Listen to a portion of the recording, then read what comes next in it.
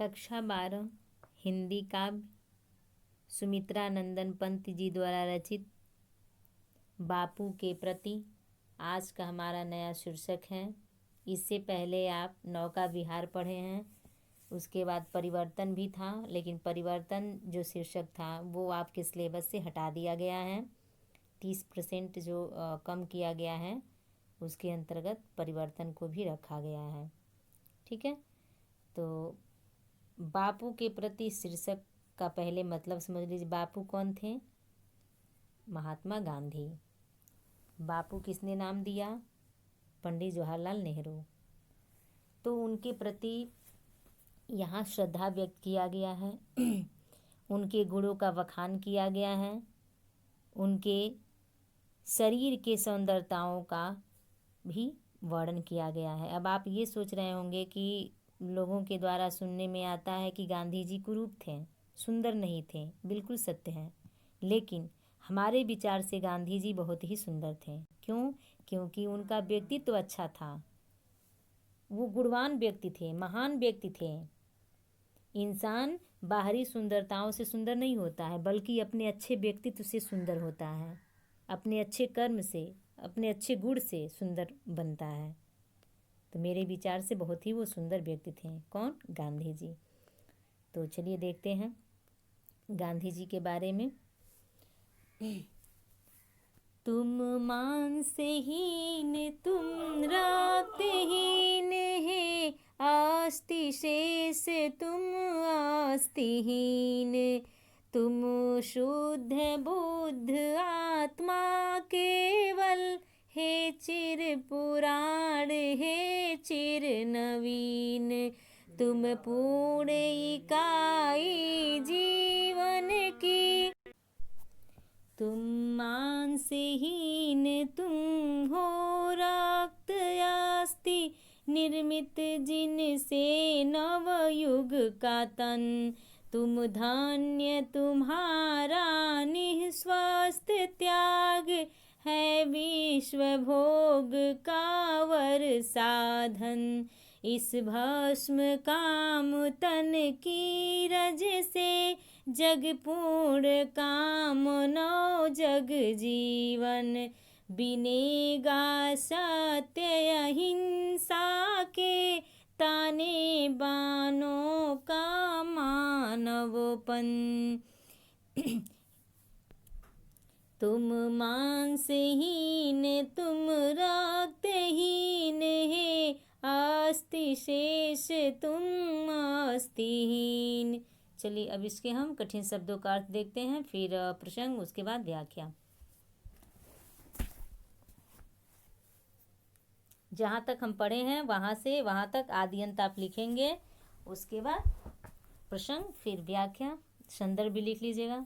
अस्थि का अर्थ होता है हड्डी, पुराण का अर्थ होता है प्राचीन, बुद्ध का अर्थ होता है ज्ञानी, असार का अर्थ होता है झूठा या सारहीन, भव का अर्थ होता है संसार, भावी का अर्थ होता है भविष्य संबंधी, समासीन का अर्थ होता है उचित प्रकार से प्रतिष्ठित, वर का अर्थ होता है श्रेष्ठ। और इसके प्रसंग में लिखेंगे, प्रस्तुत पंक्तियों में कविवर पंत ने युग पुरुष महात्मा गांधी की स्तुति की है, अर्थात प्रार्थना की है। तो चलिए अब इसके व्याख्या पर ध्यान दिया जाए। तुम मांसहीन तुम रक्तहीन, हे अस्तिशेष तुम अस्तिहीन। कहते हैं कि युग पुरुष महात्मा गांधी की स्तुति करते हुए कविवर पंत जी कहते हैं कि हे बापू, तुम शरीर से दुर्बल और मांस और रक्त से हीन हो। दुर्बल अर्थात कमजोर, मांसहीन। जब शरीर में मांस ही नहीं रहेगा, रक्त ही नहीं रहेगा, मात्र हड्डी शेष रहेगा, तो स्वाभाविक रूप से इंसान दुर्बल रहेगा, अर्थात कमजोर रहेगा। वही बात इसमें कहा गया है कि तुम्हारे शरीर में मात्र हड्डी शेष रह गया है, अर्थात हड्डियों का ढांचा मात्र है। उसे देखकर ऐसा प्रतीत होता है कि तुम्हारे शरीर में हड्डियां ही शेष मात्र हैं। किसको देखकर? तुम्हारे शरीर को देख करके। तुम पवित्र ज्ञान, यहाँ कहा गया तुम शुद्ध बुद्ध आत्मा केवल, तुम हे चिर पुराण हे नवीन, हे चिर नवीन। कहा गया कि तुम पवित्र ज्ञान से युक्त आत्मा वाले हो, तुम में प्राचीन और नवीन आदर्शों का समन्वय है। समन्वय अर्थात मेल जोल है। अर्थात तुम प्राचीन आदर्शों के साथ साथ नवीन आदर्शों को भी स्वीकार करते हो, मानते हो। ये नहीं कि आप पुराने ख्यालात के हो तो नए जो ख्यालात के व्यक्ति हैं अर्थात नए विचार के जो व्यक्ति हैं उनको आप क्या कहते हैं, सम्मान नहीं देते हो। आप सबको सम्मान देते हो। ठीक है। फिर आगे कहा गया है कि तुम पूर्ण इकाई जीवन की जिसमें असार भाव शून्य लीन। कहा गया कि तुम्हारा जीवन पूर्णता है। तुम में जीवन की क्या है, पूर्णता है, जिसमें विश्व की समस्त जिसमें असार भाव शून्य लीन। आसार अभी बताएं, आसार का अर्थ होता है झूठा, जिसमें कोई सार ही ना हो, जिसका कोई आधार ही ना हो।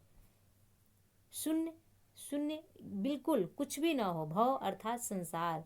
यहाँ कहा गया कि जिसमें विश्व की समस्त असारता लीन हो जाएगी। हे बापू, तुम्हारे जीवन, यहाँ कहा गया कि भावी की संस्कृति समासीन, तुम्हारे ही जीवन के आदर्शों पर भविष्य की संस्कृति और सभ्यता उचित प्रकार से प्रतिष्ठित होगी।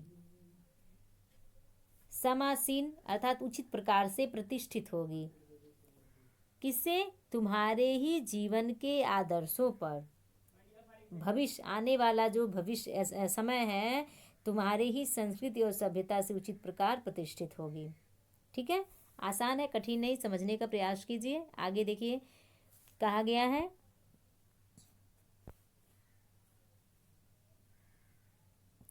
तुम मांस, तुम ही हो रक्त अस्थि।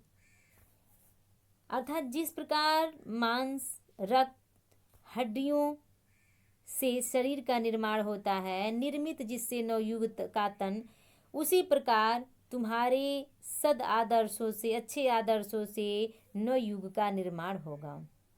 जिस प्रकार मांस, हड्डी, रक्त से शरीर का निर्माण होता है, उसी प्रकार तुम्हारे अच्छे आदर्श से, आपके अच्छे आदर्शों से क्या होगा, संसार का, नवयुग का निर्माण होगा। तुम धन्य, तुम्हारा निस्वार्थ त्याग। तुम और तुम्हारा निस्वार्थ त्याग भी धन्य है। तुम्हारा निस्वार्थ भावना से किया गया त्याग मानव जात के लिए क्या है, कल्याणकारी है या कल्याणकारी बनेगा। कहने का तात्पर्य है कि तुमने अपनी समस्त कामनाओं का त्याग कर भारत को स्वतंत्र कराकर है विश्व भोग का भर साधन इस भस्म काम तन से रज से।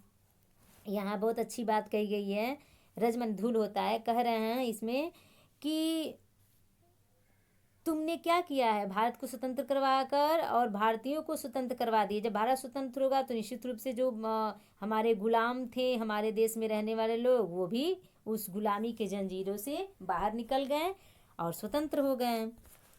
तो वही बात इसमें कहा गया है कि इस भस्म काम तन की रज से जग जगमन संसार पूर्ण काम नव जग जीवन।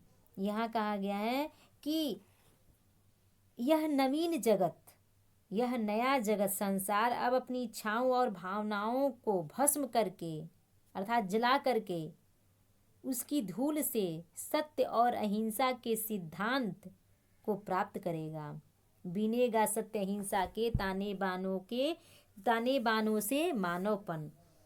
और कहा गया है कि जिस प्रकार ताने बानों के योग से सुंदर वस्त्र बनाकर तैयार किया जाता है, उसी प्रकार आपके द्वारा निर्धारित सत्य और अहिंसा रूपी ताने बानों से मानव जीवन सुखी और समृद्ध बनेगा। कवि ने गांधी जी के आदर्शों को श्रेष्ठ मानकर उन्हें विश्व एकता के सहायक बताया है, विश्व एकता में सहायक बनाया है या अर्थात बताया है। ठीक है, चलिए आगे बढ़ते हैं।